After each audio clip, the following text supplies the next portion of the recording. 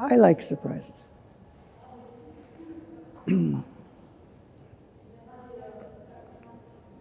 in textiles and crossing of threads, textures and colors, you're bound to run into surprises. And it has a kind of tactile quality to it that bronze, steel, stone, and wood don't have. So what is its specificity? What makes it specific? It's because it's soft. And in the world we live, with so many hard things that we touch and live in, we're crying for softness. There is an urgency of reconnection, I think. I mean, I'm not against, a computer, but that's...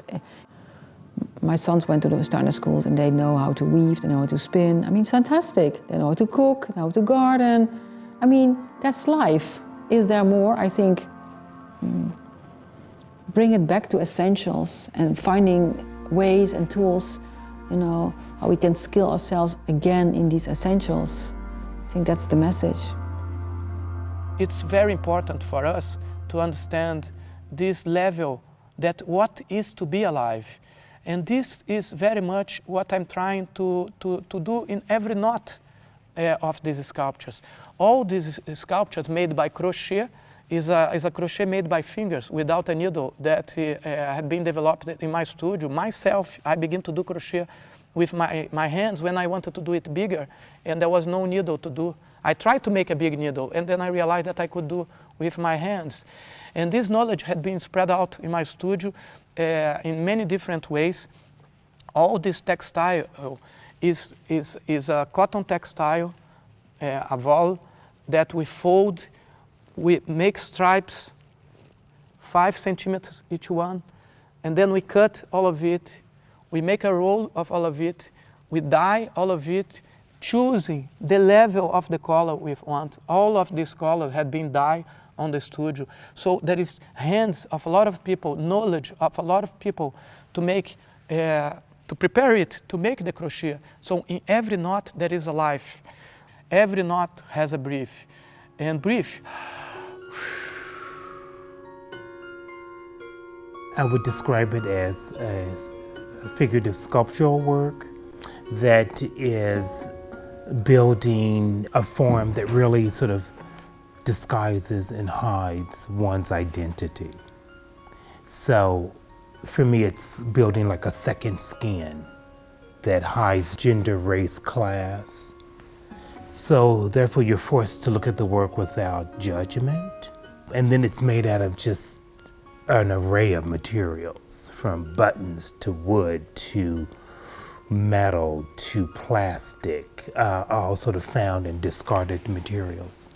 And it has a very visceral, very textural sort of sensory to it. And then it makes sound through movement. The material what I'm using is a lot of clothes. I have been doing shirts. My first artworks were made of men's shirts and similar shirts and similar jackets that my father used to have.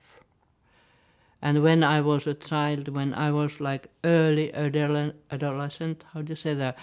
When I was 14, after my father's death, so I want to wear his clothes around me. I was wearing, I tried to fit them smaller, his jackets and shorts, and I wanted to wear them in school because I felt very strongly that my father is near me if I wear his clothes around me. So I felt protected in a way. 私がドレスを使う、洋服を使うのは、それは空っぽの身体だから、身体が体がないんだけども、その体があるような状態で、人が死ぬっていうのはなんていうの、頭だけが死ぬことじゃなくて体全体が死ぬっていうことで、人が亡くなった時に初めてなんていうか、その人の存在が見えてくるっていうか、亡くなった時その人の思い出があるっっていうかその人がそばにいるような気持ちになる。でだから不在の中の不在なんだけどもその人がいる状態存在っていうのをすごいテーマにしていて、でそれに身体がないドレスっていうのはよく使います。My work is a lot about, the textile tradition in Scandinavia or in the Nordic countries and celebrating it, but also like bringing this kind of lo-fi cheap quality to it. I like taking something that is so mass-produced that it's outrageous and so peculiar because the destination for human hair extension or synthetic hair extension is just bizarre to me, really. And as an art material, I just started like playing with it, and it turns out that that's where I get my biggest kick. That's where my bliss as an artist lies. When I'm working, is playing with the materials and with the fibers. That's where I found my voice. I don't want it to be on like a pedestal, but at the same time, because textile art used to be like so kind of serious about itself. I'll take it, and it is, and it can be. It's fine, but for me, because I'm so into pop culture and modern day fashion and things like that, I like taking something that is kind of dismissed as not worthy of being art, and transforming it and manipulating it and taming it into becoming beautiful works of art.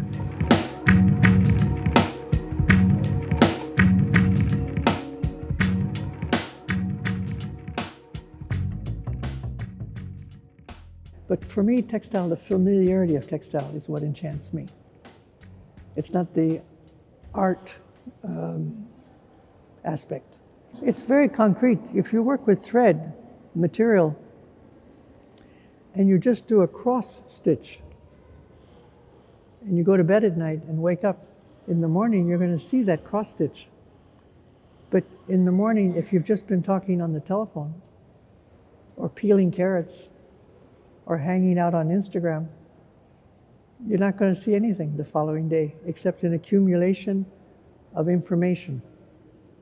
And the immense accumulation of information that we're taking in now, it tends to be a masidwan, tends to be a sort of mixture that finally one thing cancels out the other. It's so overwhelming. But if you sit and cross 2 threads, and then the next day cross 3 more, and then you move them over a little bit to the left or a little bit to the right, or you tie your shoelaces in a new way, and you look down on the train at the person in front of you who's tied their shoelaces in a different way, and you wonder, I wonder if they invented that,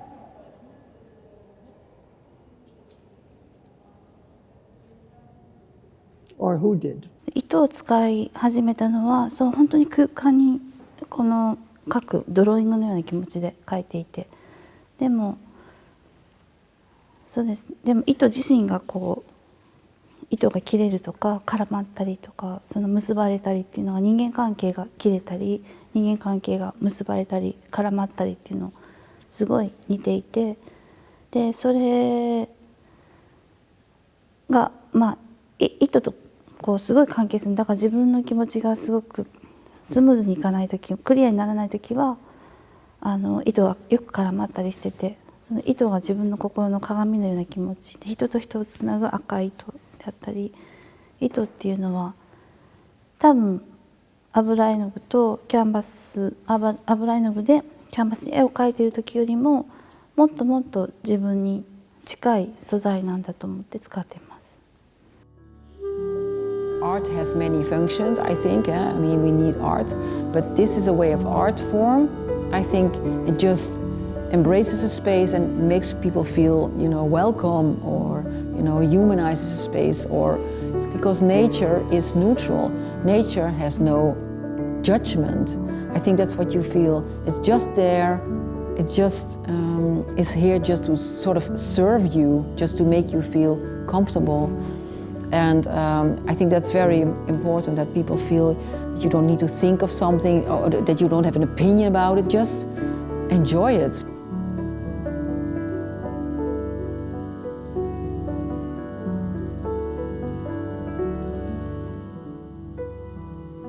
I like the material is old.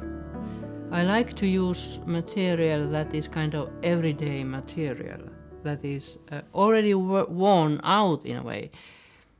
I don't like new materials. I like the idea that somebody already has been wearing the shirt, that there has been a warm heart inside the shirt. There has been a life before in the shirts. And then I give a new meaning for this, maybe dirty, maybe old and dirty and something people don't want to have anymore. So I, in a way, give a new meaning for this, and then I organize them in a different way and give a new life for this material again. Maybe this is something where I feel art coming and something new is born. I want people to leave with a different sort of consciousness. I want them to look at what surrounds them differently in their life.